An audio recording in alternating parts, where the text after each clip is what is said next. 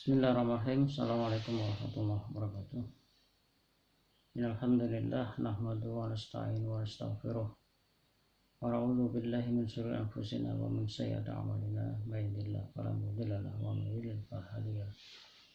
Asyhadu an la ilaha illallah wa la syarika lahu wa asyhadu anna Muhammadan abduhu wa rasuluh. Raditu billahi rabba wa bi salami dinahu wa bi Muhammadin rasulullah. Subhanaka la ilma lana illa ma'alamtana innaka antal alimul hakim.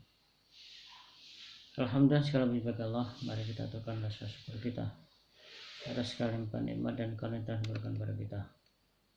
Alhamdulillah, hari ini kita masih diberikan kesempatan oleh Allah untuk menjalani kehidupan. Alhamdulillah, kita masih diberikan nikmat yang berupa iman dan Islam, di mana dengan kedua nikmat inilah kita masih bisa istiqomah dalam keyakinan kita. Dan kita berharap semoga Allah masih memberikan kekuatan kepada kita untuk bagaimana melestarikan nikmat dan karunia telah diberikan kepada kita semuanya. Semoga Allah memberikan kekuatan kepada kita, kesabaran kepada kita untuk terus istiqomah, dan harapan kita semoga kita diberikan kesempatan oleh Allah untuk menjadi orang-orang yang beruntung, orang-orang yang lebih memahami tentang skenario kehidupan ini. Assalamualaikum warahmatullahi wabarakatuh. Dalam pertemuan yang lalu saya mendapatkan gambaran bahwa ternyata Rasul itu diutus untuk membimbing kita, mengarahkan kepada kita. Persoalannya adalah bagaimana kita bisa memahami tentang skenario seperti itu.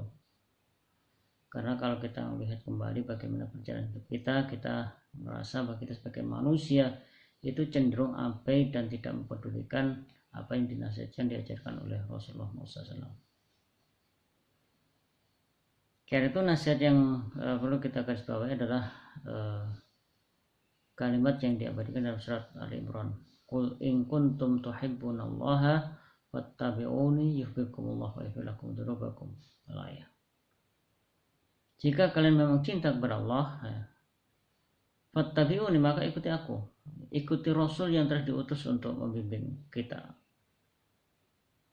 Karena itulah ya, memang kita sebagai manusia harus sadar, harus mengerti bahwa kita itu sebagai makhluk yang penuh dengan kelemahan dan keterbatasan. Itu kita tidak mampu untuk bagaimana kita bisa mencermati, melihat bagaimana Allah memberikan hidayah itu kepada kita semuanya.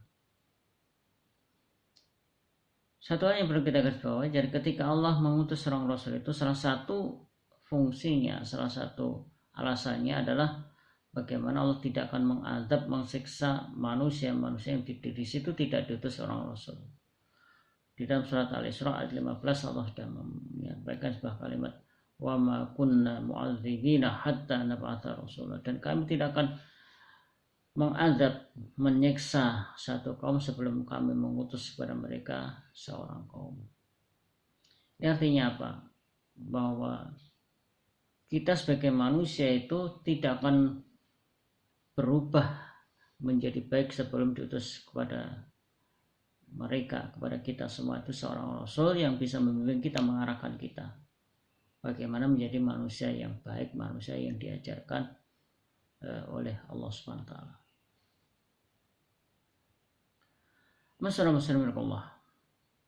Sekali lagi, bahwa persoalan Rasul itu adalah persoalan yang penting untuk kita pahami, untuk kita sadari.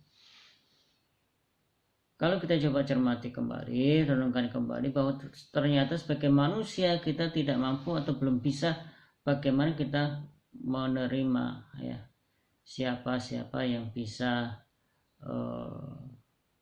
menjadi orang yang berhak untuk membimbing kita. Karena itu Allah membekali seorang Rasul utusannya itu dengan mukjizat, dan mukjizat itu sebagai pembuktian bahwa yang diutus itu adalah seorang Rasul yang memang benar adanya.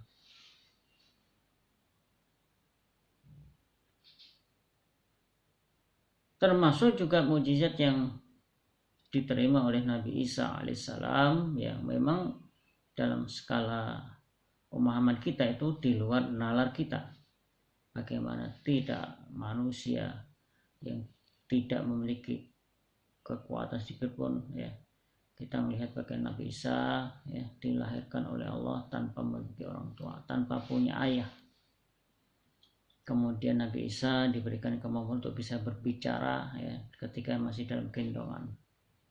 Dan Nabi Isa itu bahkan bisa menyembuhkan penyakit-penyakit yang sulit untuk disembuhkan. Dan ini sebuah mukjizat yang memang kita harus bisa menyadari bahwa itu semuanya itu menurut Allah itu bukan sesuatu yang spesial, bukan sesuatu yang istimewa. Coba lihat bagaimana Allah memberikan pernyataan Allah. Inna masala Isa indallahi kamasali Adam.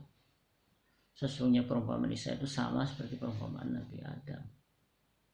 Diciptakan dari tanah, kemudian dia mengatakan kun fayakun, jadilah maka ya menjadi.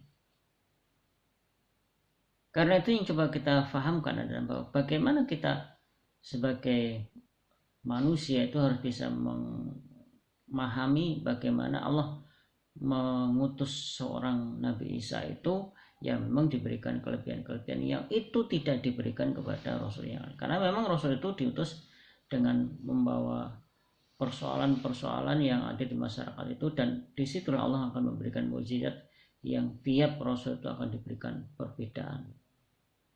Ya, contohnya, jadi kalau kita coba renungkan kembali bagaimana Nabi Musa yang diberikan keistimewaan apa, dia bisa berbincang-bincang dengan Allah, ya, dia bisa berbicara langsung dengan Allah, ya, padahal itu ada kesempatan yang tidak mungkin didapatkan oleh manusia. Ya, termasuk juga bagaimana kita melihat bagaimana banjir yang terjadi pada masa Nabi Nuh, itu adalah sesuatu yang memang luar biasa, tetapi kemudian tidak kemudian menjadikan manusia yang diutus oleh Allah untuk membimbing kita itu kemudian kita angkat statusnya, derajatnya menjadi anak Allah atau kekasih Allah, dalam pengertian ya sesuatu yang berasal dari Allah SWT. Ini perlu coba kita garis bawahi, ya. Termasuk juga keistimewaan diberikan Nabi Isa itu, semua kelebihan yang diberikan oleh Allah kepada Nabi Isa itu semua itu dalam redaksi kalimat dikatakan biizni, dengan izinku. Ya, karena itu monggo ya kita bersihkan akidah kita, keyakinan kita, jangan sampai nanti kemudian kita larut dalam pemahaman yang keliru dan kita menjadi orang-orang yang gagal faham, dan kemudian menjadikan manusia yang seharusnya diangkat menjadi pembimbing kita yang mengarahkan kehidupan kita, kemudian kita angkat di wisuda menjadi manusia seperti anak Tuhan, sebagaimana yang pernah dikatakan dalam Al-Quran, wa idh qala Isa ibn Maryam a anta qulta lin-nasi ittakhiduni wa ummiya ilahaina min dunillah. Dan ingatlah ketika Allah berfirman kepada Nabi Isa, apakah engkau pernah mengatakan kepada umat manusia untuk menjadikan engkau dan ibumu sebagai dua Tuhan di samping Allah? Itu sebuah perilaku yang sangat tidak bisa diterima oleh Allah SWT, karena yang berhak untuk disembah, yang diagungkan Allah itu hanyalah Allah Subhanahu wa Ta'ala, dan dia tidak bisa menerima ketika ada tanding-tandingan yang diangkat oleh manusia untuk kemudian menyamai dengan Allah SWT. Ingat dalam surat Al-Ikhlas ya, walam yakul lahu kufuwan ahad, dan tidak ada satupun yang setara, yang sebanding dengan Allah. Karena itu ya kita harus bersikap yang benar ya, jangan sampai kita menerima Rasul yang dengan ajaran-ajaran yang kita sukai dan kita akan mencampakkan Rasul atau membunuh Rasul, termasuk juga para pengikutnya, lantaran apa? Memberikan ajaran pemahaman yang tidak sesuai dengan selera kita. Farikon kadzabtum wa farikon tak. Sebagian dari Rasul yang diutus oleh manusia itu ada di antara mereka yang mereka bunuh, dan ada di antara mereka yang mereka dustakan. Semoga menjadi renungan kita, dan mari kita berharap semoga Allah memberikan kekuatan pada kita, kesabaran pada kita untuk bagaimana kita mengikuti jalan yang diberikan Rasulullah Muhammad SAW. Demikian, semoga ini menjadi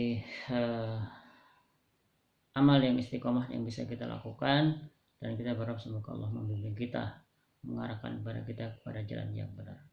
Mari kita coba membaca alhamdulillah. Alhamdulillahirabbil alamin. Subhanakallahumma bihamdika asyhadu an la ilaha illa anta astaghfiruka wa atubu ilaik. Assalamualaikum warahmatullahi wabarakatuh.